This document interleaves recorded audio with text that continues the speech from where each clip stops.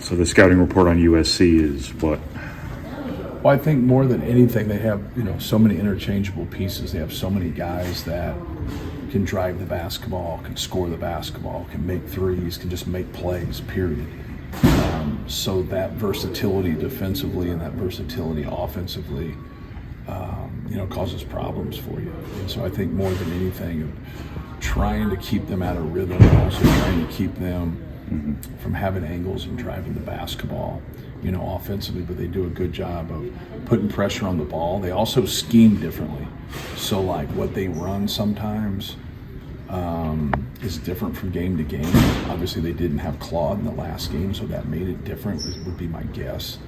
But then defensively, he'll do some different things in terms of his scheme, whether they pressure or they don't let you get to your right hand. They played in a deep drop versus Michigan State.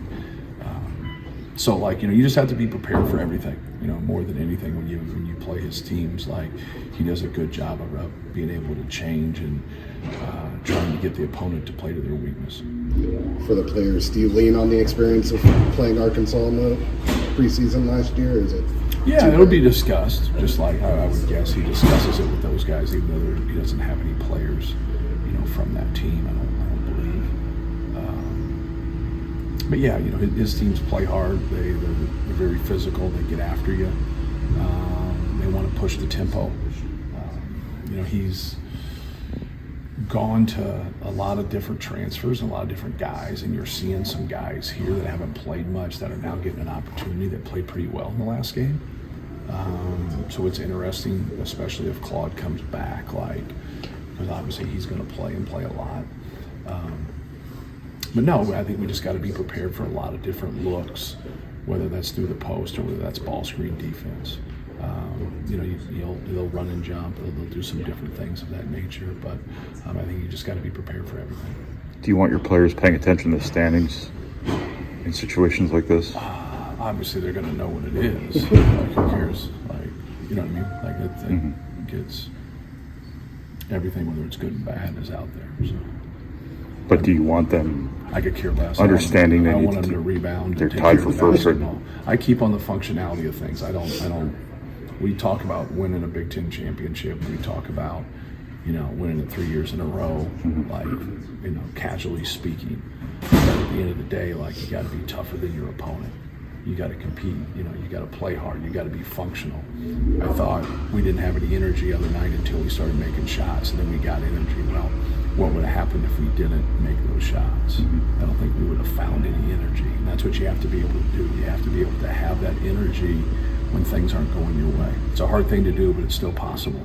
And that's kind of where our focus is. You talked about limiting Trey's fouls, or Trey limiting his fouls. Is that just a thing where you officiate him harder in practice? Yeah, you just, watch film and be honest about it. Because it's not, I know he had 2 moving screens the other night. He also had a playing post defense. He got a foul, which I didn't think was a foul. And so, he got a verticality one where he turned on contact, which was a foul. Then it happened later in the game, very similar, and we don't get that call, which is a small change, but it's still the legality of turning once there's contact was his call.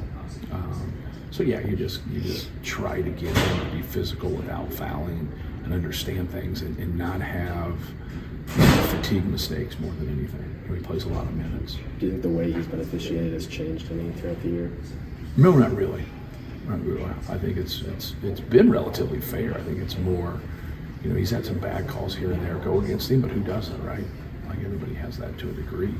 I always try to get them to be honest about it, not be emotional. That's why I try not to talk on things until I watch it. Because when things are correctable and they're fouls, you get emotional and you get mad and you're not going to get anywhere. Just watch the film and see it and make the corrections. What's your message to Cam and Miles right now with their shooting struggles? Do I what?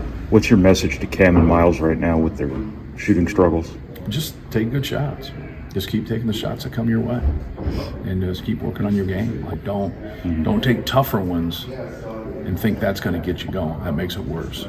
So if you're just getting a shot up when you get in the game just to get a shot up, get your feet set, step into your shot, be ready to take it. For the most part, they're taking good shots. I'll just keep taking them. CJ jamming, you're getting some easy layups just off the